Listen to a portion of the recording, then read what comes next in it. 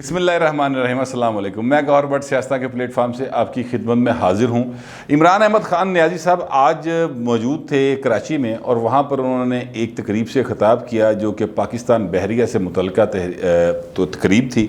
अब मैंने इमरान अहमद ख़ान नियाज़ी इसलिए कहा क्योंकि उन्हें अपने न्याजी होने पर बड़ा फ़ख्र सा महसूस होना शुरू हो गया और वो ये तासुर देना शुरू कर गए हैं कि जनाब ये न्याजी भी मेरी वजह से तो मैं भी न्याजी थे भी न्याजी खेड़ना शुरू करता भाई ने। हालांकि ऑक्सफोर्ड से पढ़े हुए हैं, पता नहीं उनका क्या मसला है, मुझे तो समझ नहीं आती। ऑक्सफोर्ड पता करना पड़ेगा किड़े पासे है, शायद वो इनका जो कबीला है वो क्या नाम उस कबीले का अजीब सा नाम है, मैं नाम भी नहीं लेना चाहता। उस कबीले के पास कोई स्कूल का नाम ऑक्सफोर्ड होगा, शायद वहाँ से पढ़े हुए हैं क्योंकि जो बरतानिया दे ऑक्सफोर्ड जो पढ़ के वो जी गल्ला नहीं करता होंगे। बट एनीवेज आज उन्होंने कहा जी कि नेवल चीफ जो हैं अमजद खान नियाज़ी साहब वो भी नियाज़ी हैं और मैं भी नियाज़ी हूँ। हालांकि अमजद नियाज़ी साहब जो हैं वो ज़ाहिर अपनी काबिलियत, मेहनत और बाकायदा तौर पर मेरिट के ऊपर नेवल चीफ बने हैं पाकिस्तान के। लेकिन ये इमरान अहमद खान नियाज़ी साहब ने उन्होंने नाल बरादरी के तरीके करने शुरू करते। वो जो हैं वो होशियारपुर के नियाज़ी हैं, ये जो हैं ये मियाँ वाली के नियाज़ी हैं। अजीब व गरीब बातें करते हैं, ये इसी बरादरीज़म के चक्कर में पड़े हुए हैं। आपको मैं याद दिलाना चाहता हूँ कि जब आज़ाद कश्मीर के इलेक्शन हो रहे थे तो आज़ाद कश्मीर के इलेक्शन में भी उन्होंने जिसको अब वज़ीर आज़म बनाया है उसके बारे में उन्होंने ये कहा था कोई ये नियाज़ी यहाँ पे कहाँ से आ गए। मैं बड़ा हैरान हूँ इस बात के ऊपर। वो क्लिप आपको याद होगा। तो वो जो तब उन्होंने ये कहा था तो वो सारे हैरान हुए थे, मैं बड़ा हैरान हुआ था कश्मीर से नियाज़ी कितों आ गए। लेकिन फिर उनको वज़ीर आज़म बना दिया गया। बाद में पता चला वो नियाज़ी नहीं है, वो मुग़ल है। उन्हें इमरान खान की मोहब्बत जब अपने नाद नाल नियाज़ी ला लिया, उसकी अकल का भाई का अंदाज़ा लाओ तुसी। बट एनीवेज तो इमरान खान ने जो है वो नियाज़ी अपने गिरद इकट्ठे करने शुरू कर दिए हैं। बरादरी की बुनियाद पर सियासत जो है वो पाकिस्तान में जनरल ज़िया ने शुरू की थी और जनरल ज़िया के दौर में जिन्हें राई सन्ना उन्होंने वड्डे वड्डे उहदे लाना शुरू करता गया। अच्छा फिर जनाब नवाज शरीफ साहब जब बने अपना क्या कहते हैं उसको वज़ीर आला पंजाब, तो उन्होंने जूरिसडिक्शन जिन्ने उहदे आंदे सन उत्थे उन्होंने कश्मीरी लाने शुरू करते। ठीक है, परवेज़ लाई साहब उन्होंने जट लाने शुरू करते। अब यहाँ पर जो है नियाज़ी की हुकूमत आ गई तो नियाज़ी लाई जा रहा है, यानी ये तासुर दे रहे हैं। हालांकि मैंने पहले बताया कि जो अमजद खान नियाज़ी साहब हैं हमारे नेवल चीफ हैं और बड़े कम्पिटेंट आदमी हैं और अपनी मेहनत के साथ वहाँ उस ओहदे तक पहुँचे हैं। लेकिन खान साहब ये तासुर दे रहे हैं कि जनाब वो जो नियाज़ी मेरी वजह तो नियाज़ी हैं, ये एक तासुर देने की कोशिश कर रहे हैं। बट एनीवेज इस तरह की बातें जो हैं मुल्क के सरबराह के लेवल के ऊपर नहीं करनी चाहिए। मियाँ नवाज शरीफ जो हैं वो भी ज़ाहिर है कि अपनी ज़ात बरादरी के ऊपर थोड़ा सा बिलीव करने वाले आदमी हैं, मैं जानता हूँ इस बात को पर्सनली। लेकिन उन्होंने कभी ये नहीं कहा कि जनाब आप जो हैं वो आप कश्मीरी हैं तो मैं भी कश्मीरी हैं, आप बट हैं तो मेरी माँ भी बट है। तो इस तरह की बातें उन्होंने कभी नहीं की। ठीक है, उन्होंने हमेशा जो है वो चीज़ों को बेशक उनको बुलाई ज़रूर किया होगा कश्मीरियों को, लेकिन इस तरह से बातें नहीं की। आसिफ जरदारी ने कभी जरदारी ट्राइब के लोगों को इस तरह से नहीं लगाया। भुट्टो फैमिली ने कभी, भुट्टो फैमिली के आपने कभी नहीं सुना होगा क्योंकि भुट्टो जो है वो चीफ सेक्रेटरी हो गया और सिंध का, या कोई भुट्टो जो है वो इस्टेब्लिशमेंट डिवीजन का सेक्रेटरी लग गया हो। तो इस तरह की चीज़ें जो है ना वो नहीं होनी चाहिए। अगर किया भी है तो उन्होंने कभी प्रचार नहीं किया। लेकिन नियाज़ी साहब तो बाकायदा खुल खिला के प्रचार करना शुरू हो गया बरादरीज़म का, जो कि पाकिस्तान के लिए अच्छी बात नहीं है।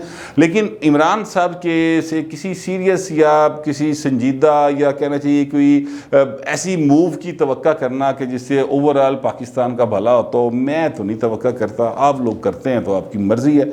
नवाज शरीफ साहब का जिक्र आया तो मैं आपको ये बताना चाहता हूँ कि नवाज शरीफ साहब मुतहर्रिक हो चुके हैं दोबारा नए सिरे से और उन्होंने पाकिस्तान की सियासत में हलचल पैदा करने के लिए अपना जो है ना एक्शन शुरू कर दिया। और इस सिलसिले में पहला काम उन्होंने ये किया कि जनाब उन्होंने कल एक तो पीडीएम का इजलास बुला लिया जिसमें मियाँ नवाज शरीफ साहब बाकायदा खुद ख़ताब करेंगे, बराह रास्त ख़ताब करेंगे उस इजलास के साथ। और उस इजलास से पहले उन्होंने मौलाना फजलुर रहमान को ज़रा मनाया कि यार मौलाना छाड़ी यार तू की करना पे है, ये क्या हो गया घर बह गए जाके तुम सारे। तो उन्होंने कहा कि भाएं तुम आप क्लीयर नहीं, ਤੁਹਾਡੀ पार्टी 'ਚ फटे पे धी तेरी कहती है इस पासे जाना है, भरा तेरा कहता है इस पासे जाना है, तो आपस क्लीयर तो हो पहले। तो उन्होंने कहा नहीं आप छोड़ें इस बात को, कोई मसला नहीं है, आप इजलास बुलाएं तो जो है ना कल मैं खुद ख़ताब करूँगा। इस तरह की बातें उनके साथ हुई हैं, काफ़ी लंबी डिटेल गुफ्तगू हुई उनकी। और उस वक्त जो क्रक्स था वो यही था। बाकी तो यही होता है ना, और ताड़ी तबीयत कैसी है, की हाल है, की खादा जे, की पीता जे, इस तरह की गुफ्तगू है। लेकिन जो क्रक्स था मेन वो यही था। अच्छा, अब नवाज शरीफ साहब ने अचानक से ये एक्टिव होने का फैसला क्यों किया? आप नोट करें, काफ़ी देर से नवाज शरीफ साहब जो हैं कश्मीर के इलेक्शन में एक उन्होंने रिकॉर्डेड बयान दिया था, आपको याद होगा, कश्मीर के इलेक्शन से पहले। उसके बाद उन्होंने कोई बयान नहीं दिया, चुप साध रही, कोई ट्वीट नहीं, कोई गल नहीं, कोई बात नहीं। मरियम साहबा को वैसे कोरोना हो गया, अल्लाह ताला ने सेहत दे, तो लिहाजा नून लीग ऐसे लगता है जैसे अब रही नहीं। अचानक से मियाँ नवाज शरीफ साहब ने ये जो कल्टी मारी है, ये उनके अंदर तहरीक आई है, वो वजह क्या है? वो वजह जो मेरे ज़राए ने मुझे बताया, वो वजह यही है कि जनाब आप कुछ कर नहीं रहे। आपका बयानिया जो है वो ठीक है कि अवाम की हद तक ज़रा पॉपुलर नारा ज़रूर है, लेकिन जो लोग हैं आपके साथ जुड़े हुए, जिनको आपने वज़ीर आला बनाया, जिनको आपने वफाकी वज़ीर बनाया, जिनको आपने मतलब ज़मीनों चुके आसमान तले गए, वो तनु छड़ के चले गए ना यार बलूचिस्तान। और बलूचिस्तान का वो जो मामला हुआ, उसकी वजह से मियाँ नवाज शरीफ साहब जो है ना, उन्होंने दोबारा एक्टिव होने का फैसला किया है कि तहरीक चलती रहे, नज़र आए लोगों को कि जनाब नून लीग मौजूद है और ये पाकिस्तान की पहले नंबर की अपोजिशन पार्टी है, ये बाकायदा तौर पर एग्जिस्ट करती है। तो इस वजह से वो शुरू हुए हैं। और दूसरा मैंने जो आपसे अर्ज़ किया था वो उन तक रिपोर्ट्स पहुंची हैं कि जनाब बाकायदा तौर पर कुछ लोग ऐसे मौजूद हैं मुस्लिम लीग नून के, जो कि शीन ग्रुप्स यानी शहबाज शरीफ से ताल्लुक़ रखते हैं और मुंतखब अरकान असम्बली हैं। उन्होंने ये कहा कि जनाब हम पार्टी छोड़ देंगे फिर, और बेशक हमें रिज़ाइन करके दोबारा इलेक्शन का टेस्ट करना पड़े, हम उस तरफ चले जाएंगे। पर ये जो आपने अब हम पैदा किया हुआ है और जो मियाँ साहब का बयानिया है, यानी मरियम साहबा जिस तरह से उसका प्रचार कर रही हैं, वो हमारे लिए काबिल कबूल नहीं है। असी भाजी ना भार नहीं चुक सकते, हर बंदा तो नहीं उठा सकता ना, और हर बंदा बिल्कुल साफ़ सुथरा सुच्चा होता भी नहीं है यार। ज़ाहिर है जिस सोसाइटी में, जिस माशरे में हम लिव करते हैं, वहाँ पर हर बंदा कैसे साफ़ सुथरा हो सकता है जरा। वो बस एक ही हमारे पास अंग्रेज़ों की एक मिसाल है कि इनोसेंट अनटिल प्रूवन गिल्टी, बस यही एक मिसाल है। अदरवाइज तो आप उठा के देखे जेड़ा पन्नो ही लाल है, कितने कितने कोई ना कोई गलत होंगे ही है, किसी ने कुछ ना कुछ गलत किया होता है। और जो अवामी नुमाइंदे होते हैं, जो MP MNs होते हैं, उन्होंने तो बेचारों ने चोरों को छुड़ाने के लिए भी जाना होता है, क्योंकि वोट लेने होते हैं। तो लिहाजा उनके पास इतनी स्पेस नहीं है कि वो इतने सख्त बयानी के साथ सर्वाइव कर सके। उन्होंने फिर ये बात जो है वो मेरे ज़राए के मुताबिक शहबाज शरीफ साहब तक और मियाँ हमजा शहबाज शरीफ साहब तक ये बातें पहुँचाई कि भाई सानू फिर इजाजत दो, असी परले पासे चले जाने, असी रिजाइन कर देने, असी घर बह जाने, कुछ होर काम कर लेने, ये तो नहीं भाई चला जा सकता।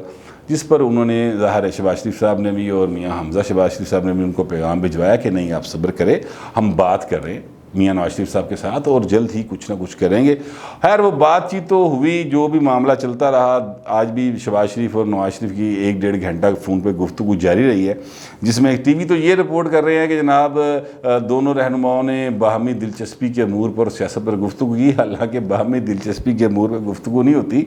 नवाज शरीफ साहब जो हैं वो शहबाज शरीफ साहब को समझाते हैं कि काका इंज नहीं करना, इंज करना, तो कहना ठीक है भाई मैं इंज कर लगा।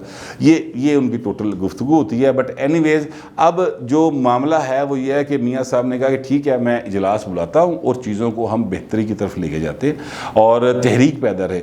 मेरा एक सवाल था, एक जो मैंने एक नून लीग के अहम तरीन रहनुमा से किया कि यार आप तहरीक चला रहे हैं तो फिर क्या आप इसके बाद हुकूमत को उल्टाने का जो है वो सोच रखते हैं, अदम एतमाद लाने की सोच रखते हैं? क्योंकि आज बिलावल साहब ने फिर ये कहा है कि अगर अपोजिशन इकट्ठी हो, मुत्तहिद हो, तो पहले बुज़दार के ख़िलाफ़ तरीके अदम एतमाद और उसके बाद वफाक में इमरान अहमद खान न्याजी के ख़िलाफ़ जो है तरीके अदम एतमाद लाई जाए। तो उसके लिए हम तैयार हैं, हमारे वोट हाज़िर हैं, असी जिन्हें जो गया भाई पढ़ाई सब आ जाएंगे। बिलावल साहब ने जो बात की उसका मतलब यही था कुल मिला के। तो उन्होंने कहा कि नहीं हमारा ये मतलब नहीं है, हम जो PDM की तहरीक को नए सिरे से उसमें ला रहे हैं तो हम सिर्फ ये बताना चाहते हैं कि लहू गर्म रखने का है एक बहाना, ठीक है। यानी हम तहरीक को तहरीक के तौर पे चलाना चाहते हैं, हम हुकूमत को हर तरफ जो है ना वो वेलकम नोट के साथ नहीं जाने देना चाहते। हम समझते हैं कि पब्लिक के अंदर इनके ख़िलाफ़ जो हमने एक कैंपेन के ज़रिए जज्बात उभारे थे, उस सेंटीमेंट को बरकरार रखने की ज़रूरत है और वो सेंटीमेंट जो है वो बरकरार रहे। क्योंकि हमारा ये भी ख्याल है, ये भी नून लीग के लोग बता रहे और बड़े अहम लोग हैं ये भी याद रखिएगा वो जो अहम तरीन लोग जिनके मैं जिक्र कर रहा हूँ, जिनसे 2-3 से मेरी बात हुई है, वो शहबाज शरीफ के कैंप के भी हैं और नवाज शरीफ के कैंप के भी हैं, और दोनों बड़े क्लोज कैंप से ताल्लुक़ थे। तो उनका ये कहना था कि हमारा ये ख्याल भी है कि अगले साल किसी वक्त इलेक्शन हो सकता है, लिहाजा हम ये समझते हैं कि हमें जो है ना सिर्फ सीधा सीधा तरीके अदम एतमाद की तरफ जाने की कोई इतनी बात नहीं है। हम समझते हैं कि हमें मूवमेंट जो है ना वो बरकरार रखनी चाहिए, ताकि जो लोगों का क्या कहते हैं उसको एक मुराल हमने बुलंद किया था कि उन्होंने आवाज़ सुनी नहीं जा रही या उन्होंने गल कोई नहीं कर रहे, तो हम लोग मौजूद हैं, नून लीग मौजूद है उनकी बात आगे पहुँचाने के लिए। और मैंने कहा यार उसके लिए तो फिर उस्मा बुखारी प्रेस कॉन्फ्रेंस कर देती है, तो अल्लाह तारड़ खड़ो के प्रेस कॉन्फ्रेंस कर देता है, मरीम नवाज़ साहब कभी कभी ट्वीट कर तो काफ़ी नहीं है। तो उन्होंने कहा नहीं ये काफ़ी नहीं है, हमें चाहिए कि हम इसको एक बाकायदा मूवमेंट के तौर पर आगे लेके जाएं। और साथ ही उन्होंने ये भी दावा किया कि कल का जो PDM का इजलास होगा उसमें हो सकता है कि मुहर्रमुल हराम के बाद कोई शेड्यूल जलसों का बाकायदा तौर पर हम अनाउंस कर दें कि जनाब इस तरह करके जलसे किए जाएंगे। लेकिन अब PDM की बात आई तो मैं आपसे ये अर्ज़ करूँ, बड़ा मज़ेदार सीन बनना वैसे PDM के अंदर, यानी मौलाना फजल रहमान साहब जो है वो तालिबान को मुबारकबाद दे रहे हैं, ठीक है, ये PDM के सरबराह हैं और तालिबान को उनकी फतूहात के ऊपर मुबारकबादें दे रहे हैं और कह रहे हैं जी हम वेलकम करेंगे। दूसरी साइड पे वो महमूद अचकज़ई साहब हैं, महमूद खान अचकज़ई, सॉरी मैं जल्दबाजी में ज़रा नाम गलत ले गया, बड़ा लीडर है। उन्होंने कहा है कि जनाब हम अशरफ गनी के साथ मिलकर तालिबान के ख़िलाफ़ लड़ने को तैयार हैं, ठीक है। अब ये दो एक इजलास उसमें बैठे होंगे PDM के प्लेटफार्म के ऊपर, एक इजलास के अंदर बैठे होंगे और दोनों की जो नज़रियात हैं वो 180 डिग्री के फासले पर हैं एक दूसरे से। एक बंदा तालिबान नूं फुल्लां दे हर पाण टुरिया है तो दूसरा तालिबान के खिलाफ बंदूका कट के बैठा है। ये एक जो है ना सूरत हाल होगी। तो अब उस इजलास के अंदर क्या गुफ्तगू होगी और किस हद तक वो किसी कंसेंसस के साथ बाहर आ सकेंगे, ये एक अहम तरीन मामला है। मेरा ज़ाती ख्याल है, अब ये कोई ज़राए नहीं है, मेरा ज़ाती ख्याल है कि जनाब कल की गुफ्तगू में वो ये कहेंगे कि ठीक है अफ़गानिस्तान का मसला डिस्कस होगा और अफ़गानिस्तान के मसले की वजह से जो पाकिस्तान के जो बॉर्डर एरियाज़ हैं वो वहाँ पर जो अनरेस्ट है उसको भी डिस्कस किया जाएगा। लेकिन ज़्यादा फोकस जो है वो इमरान अहमद खान नियाज़ी के ख़िलाफ़ मूवमेंट को तेज़ करने के ऊपर रखा जाएगा। और ये जो दोनों कायदीन हैं ये अपने अपने नुक्ता नज़र के साथ एक ही प्लेटफार्म पर मौजूद रहेंगे रिगार्डिंग तालिबान या अफ़गान इशू, ठीक है। जबकि ये जो हैं अपना मौलाना फजल रहमान साहब ये ये जो PDM की बाकी जमातें हैं और उनका मेन फोकस जो होगा वो महंगाई, बेरोज़गारी, लॉलेसनेस और ये सारी सूरत हाल और जो हुकूमत सियासी चवला मार रही है उनके ख्याल के मुताबिक उस पर होगा। और फिर उस हवाले से वो अपनी एक मूवमेंट का ऐलान करेंगे, ये मेरा सारा ख्याल है। पता नहीं अब ये जब कल बैठेंगे तो क्या केड़ा सप निकलेगा। पहले तो PDM जो है वो पीपल्स पार्टी को निकाल कर जो है ना मैं पछता ही रही है, मतलब मेरा ख्याल है, क्योंकि इधर पीपल्स पार्टी और ANP बाहर हुई, उधर PDM के गुब्बारे से हवा निकल गई।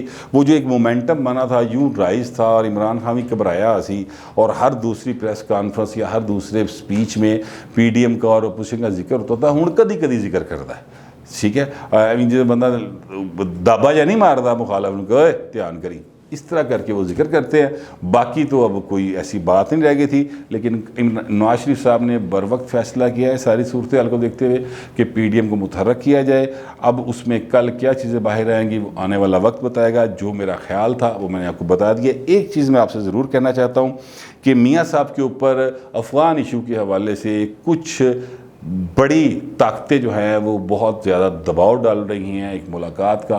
वो क्या तफसील है उसके बारे में मैं आपको अगले वीलॉग में बताऊंगा। फिलवक्त इतना ही, मिलते हैं अगले वीलॉग।